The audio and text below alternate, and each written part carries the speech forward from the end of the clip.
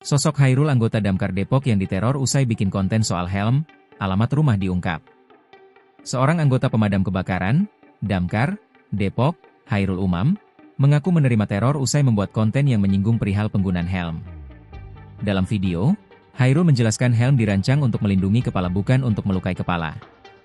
Konten itu diduga disalahartikan sebagai sindiran terhadap kasus dugaan kekerasan oleh aparat kepolisian, di mana seorang pelajar SMP di Tual, Maluku meninggal dunia setelah dipukul menggunakan helm. Hairul mengaku mendapat 2 kali teror melalui chat pribadi WhatsApp pada Selasa, 24 Februari 2026, malam dan Rabu, 25 Februari 2026, pagi. Awalnya, pengirim pesan mengaku sebagai penggemarnya, baik sebagai komika maupun petugas damkar. Jadi terornya tuh di WhatsApp semua.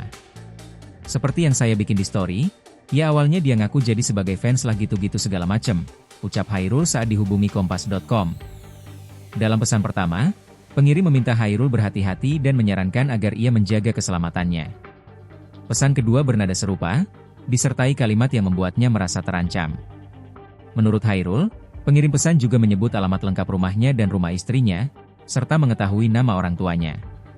Konten tersebut sempat dikaitkan dengan kasus dugaan kekerasan yang melibatkan oknum aparat dari Korps Brimob Polri. Menurut dia, tidak ada narasi dalam kontennya yang secara spesifik menyinggung institusi manapun. Ia hanya ingin mengingatkan fungsi utama helm sebagai alat pelindung kepala saat berkendara. Ia menegaskan, konten yang dibuatnya murni bertujuan edukasi dan hiburan. Meski begitu, Hairul Umam mengaku tidak bisa mengontrol bagaimana setiap orang menafsirkan konten yang ia buat. Ia menegaskan, yang dapat ia kendalikan hanyalah isi dan pesan dari kontennya, bukan respons publik. Download Tribun X sekarang, menghadirkan lokal menjadi Indonesia.